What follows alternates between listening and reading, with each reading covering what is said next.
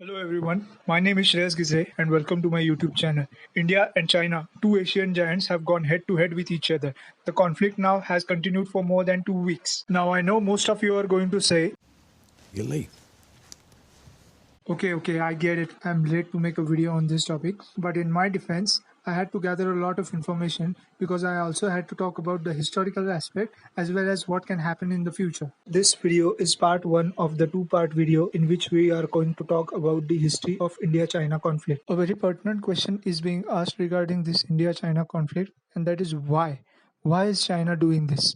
Well, the answer is not that easy. In order to understand the answer to why, we also have to answer two more questions, and that is when and where. When and where this all first started. In order to understand what happened, we have to go back from 2020 to 1949. Now, in 1949, it was the start of a new era in the Chinese history. China faced a civil war situation for a very long time, from around 1927 to 1949. In 1949, the civil war ended and a new era began. Mao Zedong, leader of Communist Party, came into power by defeating the incumbent party Kuomintang led by Chiang Kai-shek. After facing defeat, Kuomintang party's leader Chiang Kai-shek and his party shifted to the land which is today known as Taiwan. Even though Mao Zedong won the war, no democratic country ever recognized China. But things changed, and in 1950, India became the first democratic and non-communist government to recognize People's Republic of China. Nehru believed that it would be in India's best interest to develop good relations with its neighbors because China's uprising was based on military power and Nehru didn't want war with new neighbors. Now, how much of a success that was, I would leave that for the history and you to decide. Up until that point, India believed that Tibet was an independent state, but this belief didn't last for long. In 1950, China started encroaching the territory of Tibet, and it didn't just stop there.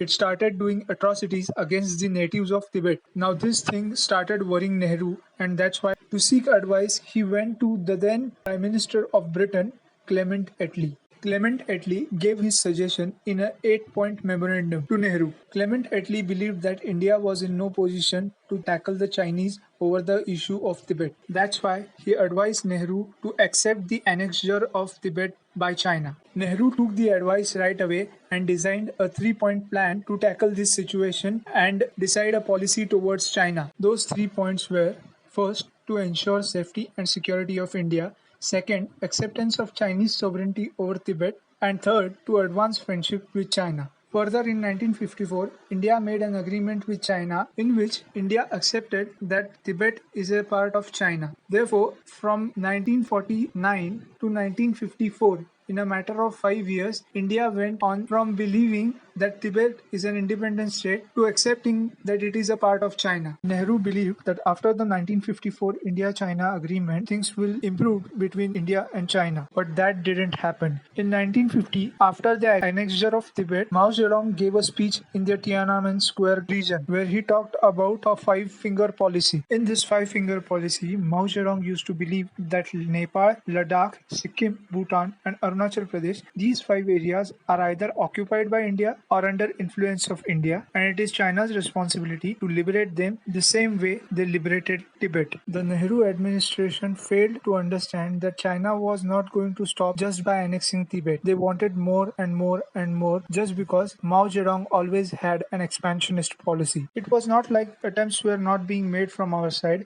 In fact, in 1960, Zhou Enlai came to India for a peace talks in between India and China. But somehow talks didn't go well, and it is said that Zhou Enlai went to China with a bitter mind, and that is what led to a war. The result was a catastrophic loss for the Indian army. But why did this happen? Why did we lose a war? That is what we are going to talk about now. I'm sure you must have heard a lot about 1962 war. The thing is, we are not going to talk about the technicalities of the war, but we are going to talk about what political decisions lead to the loss of war. As far as 1962 war is concerned, history will always remember one name, and that is V.K. Krishna Menon. V.K. Krishna Menon was the defense minister of India and a very close ally of Nehru. Nehru used to trust him very much. But the thing is, was he a good defense minister? A Congress MP named Jairam Ramesh had written a book named The Checkered Brilliance. I would advise you to read the book. In this book, he has defined various aspects of V.K. Krishna Menon. After publishing his book, in an interview for The Wire, he had this to say about V.K. Krishna Menon.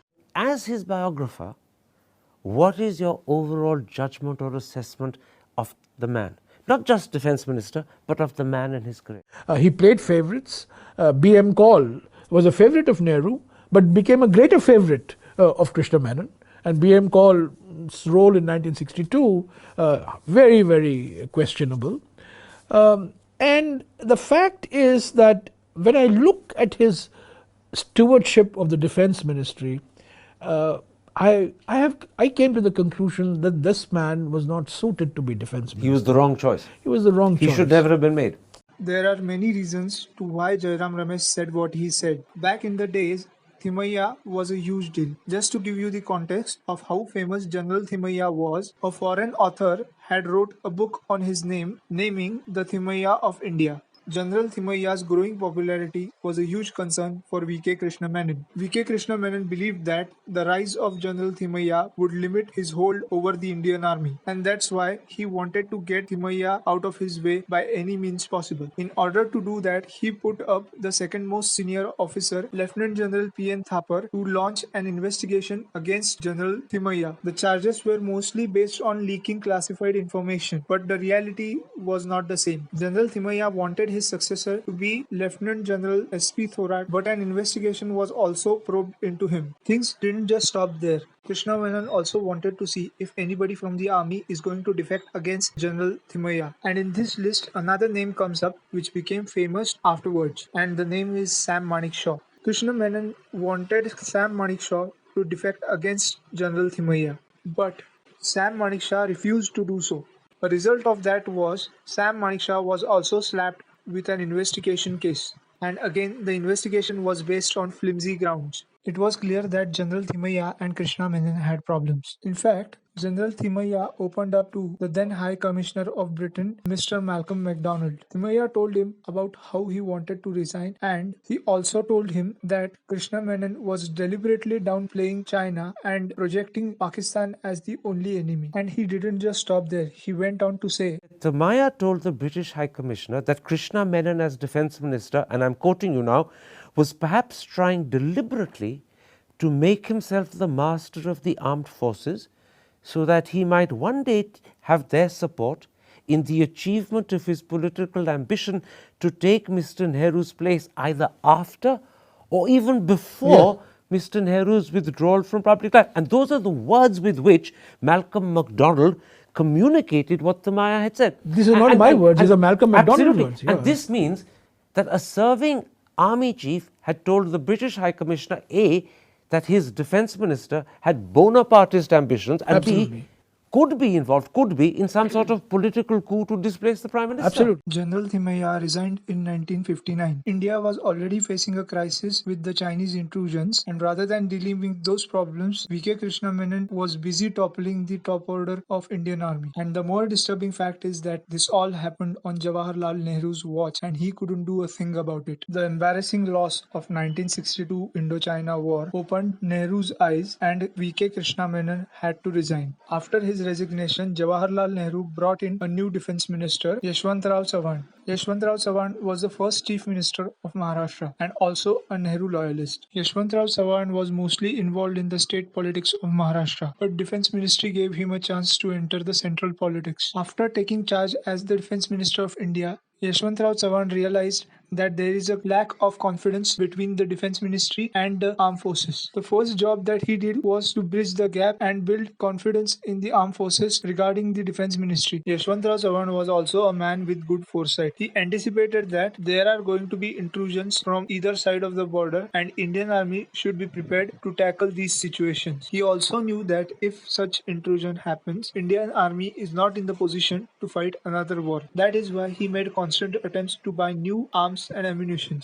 In fact, Yashwantrao Chauhan's private secretary R.D. Pradhan wrote a book by the name Debacle to Resurgence, Y.B. Chauhan Defense Minister 1962 to 1966. In this book, R.D. Pradhan wrote that Yashwantrao Chauhan went to UK, US and USSR with a shopping list of arms for the requirements of army. In the documents released by US State Department under the name Foreign Relations of United States, Volume 25, 1964 to 1968, mentions the name of Y.B. Chauhan. It says that when Yashwantrao Yashwantrao Chavan realized that US was not ready to give any assistance regarding Indian Air Force. He went to USSR to buy MiG-21s. US officials regretted that they let Chavan slip into USSR's hands because their denial opened up gates for USSR to enter into Indian defense market. Constant attempts by Yashwantrao Chavan to strengthen the army rejuvenated the morale of Indian Army, which led to 2 consecutive wins, which were 1965 India-Pakistan War and pushback of Chinese PLA in 1967. In the history of India's defense, Yashwantrao Chavan had distinguished contribution. There was a Marathi phrase which went like this: "Sahyadri gela Himalayaच्या रक्षणासाठी," which meant Sahyadri went to the rescue of Himalayas. There is no doubt in my mind that Yashwantrao Chavan did justice to the compliment given. I included Yashwantrao Chavan in the video just to make a point that when country has a good defense minister and not one driven by personal agenda or motives, it benefits the country. After the death of Nehru in 1964, Gulzarilal Nanda became the caretaking prime minister for few months, and after that Lal Bahadur Shastri became the second prime minister of India. Unfortunately, because of his death, he didn't get much of a tenure to serve. But even for the time he served the country, he left a long-lasting impression. It was under his leadership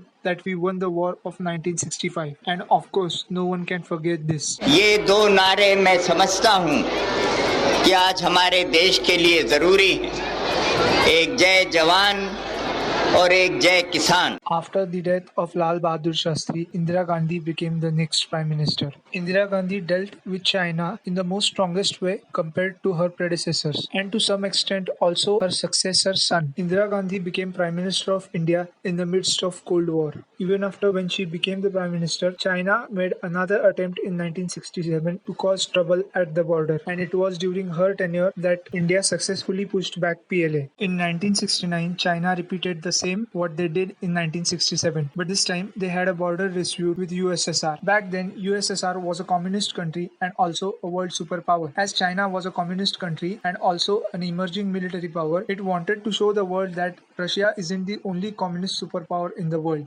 But as the Russian army was more stronger than China, China couldn't last long in the border conflict, and they finally came to a settlement. But this incident created a Sino-Soviet split in 1969. Back home in 1971, things had started deteriorating in the East Pakistan region, due to which a lot many people started migrating to India. This created a refugee crisis in India. A meeting was held in April of 1971. In this meeting, Indira Gandhi made it clear that she wanted to intervene in this matter and was willing to go to war if necessary. In this meeting, General Sam Manekshaw cautioned Indira Gandhi that if we go to war with Pakistan, there might be a possibility of Chinese intrusion at the same time. The war broke in December of 1971. This gave around 9 months to Indira Gandhi and Sam Manekshaw. In those 9 months, when Sam Manekshaw was preparing a military strategy, Indira Gandhi went around the world to gather support for India. And in this quest, she went to Russia to sign a strategic deal, which meant that attack on India or war with India means war with Russia.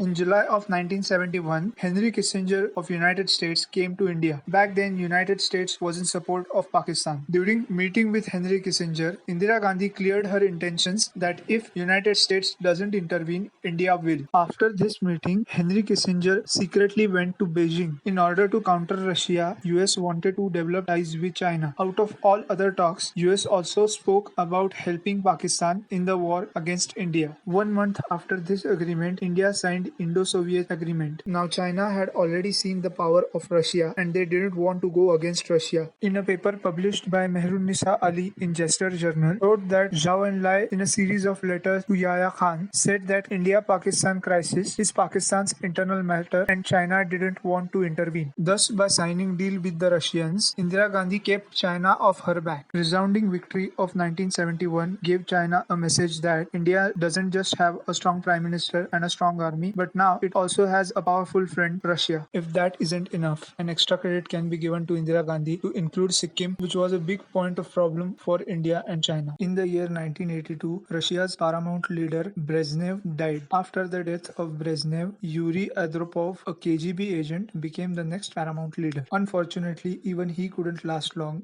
and he died in 1984. After Andropov's death, Mikhail Gorbachev became the next paramount leader of Russia. Gorbachev's idea of perestroika and glasnost already created rumble in the Russian community. But things went even rock bottom when in 1986 Chernobyl incident happened. Thus, after the death of Brezhnev, in matter of 4 years, a country that enjoyed title of superpower started having political uncertainty. Back home here in India, Indira Gandhi died in 1984. Of this whole situation, China had two takeaways. A. India lost its powerful leader, and B. India's powerful ally was not looking strong anymore. And on top of it, India had an inexperienced Prime Minister, Rajiv Gandhi, who got elected just 2 years ago on the sympathy wave of his mother's death. This year of 1986, China saw a golden opportunity. Despite of all the adversities, there was one good thing for India, and it was this man, Krishnaswamy Sundarji. K. Sundarji was a strong and charismatic army chief. After the War of 1962, India and China both agreed that the valley of Sumdurungchu was a neutral point. But in the summer of 1986, Indian forces saw Chinese troops in the valley, and this set off alarms on Indian side. Rajiv Gandhi, being a new prime minister, believed that India should be involved in diplomatic talks with China. He was not wrong, but the problem was diplomatic talks were not enough. K. Sundarji believed that China's aggression comes from the mentality that their army is superior than Indian army, as they had dominated the 1962 war. And to break that misconception, Krishnaswamy Sundarji launched Operation Falcon between September and October of the year, in which the Indian army occupied few ridges in the Sumdurungchu valley. A Swedish journalist and writer, Bertil Littner, writes in his book that K. Sundarji wanted to show the Chinese that this is not 1962. He wanted to flex his muscles and demonstrate the Chinese that it's a different Indian army they are facing today. K. Sundarji was bold in his moves, the example of which can be seen that he deployed more troops and artillery on the front line even though the Prime Minister had opposed. Because even if the Prime Minister was new, he was not, and he knew the psychological warfare of China. As the Chinese realized that India is not backing out militarily, they invited Rajiv Gandhi for peace talks. In August of 1988, Rajiv Gandhi visited Beijing.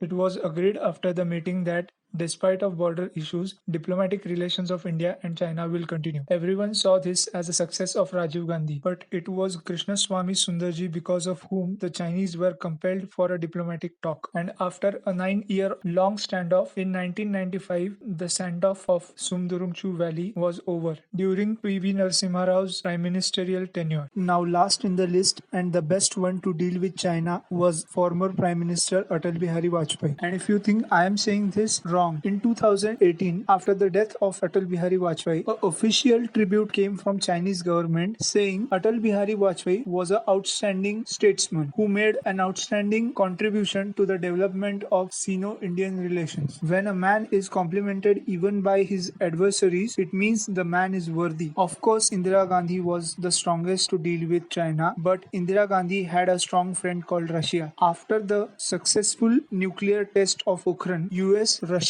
and China as well were very upset. India probably had no strong friends, and in that situation to go out in the world and to gather support for India was a tough job. But Atal Bihari Vajpayee was master of the craft and one of his own kind. In 2003, Vajpayee visited China and suggested that both sides should appoint special representatives to conduct political negotiations and report directly to the principals. In adverse situations, he went to China and stood his ground and convinced China on his terms, as a result of which, up until 2013, there was no standoff between India and China. Even in 2013, standoff lasted only for 3 weeks. The last known standoff was of Doklam in 2017. In the end, I would just say that Indian Armed Forces, its soldiers, are brave hearts and they fight for their country with no regard to their life. But political decisions and diplomacies are the key factors that decide the future of a country. There was a movie by the name Shock and Awe which was released in 2018. It had a dialogue which went like this.